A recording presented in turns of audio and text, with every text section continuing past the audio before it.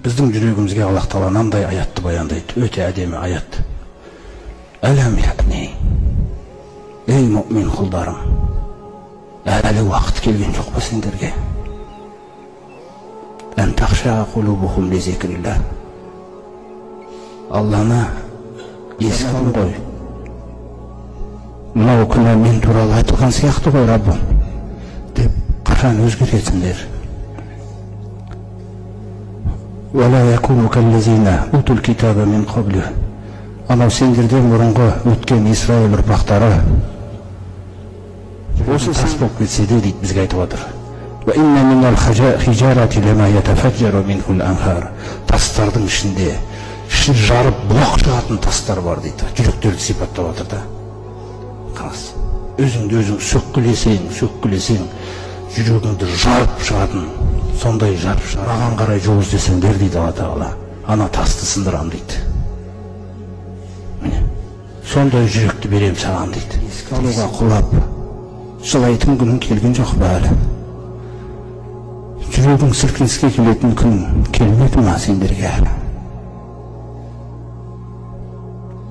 Қаншалаған аяттар айтылып отыр.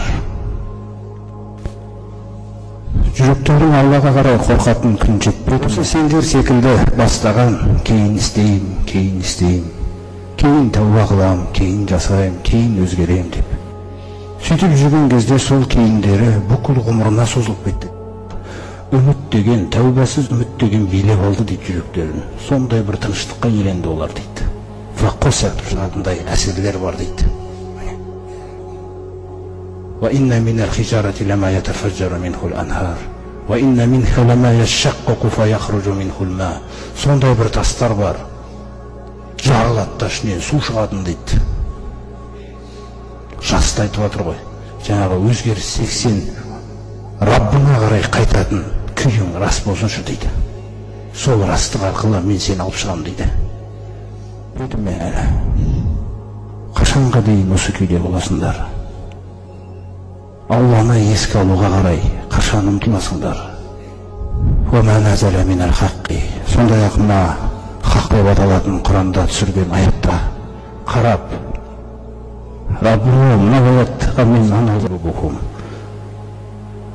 жүректері Алланы еске алуға байланысты қатайып кетті дейді. Барлығын айтпайын, бірақ басым көпшілігі олардың бұйрықтан айни беретіндер дейді. Сосын Бақара сүресінде Аллах Тағала айтады: "Ва инна минал хижарати" айтып отыр. "Ва инна минха", сондай-ақ мынандай тастар да бар дейді. "Ла яхбиту мин хашиятилла", Алладан қорқып құлап қалатын. "Ва ма Аллаху биғафилин амма таъмалун", Алла әсте бейқам емес сендердің не істеп жатқандарың жайлы. Егер де мен саған иманның ләззаттарын көрсетемін дейді.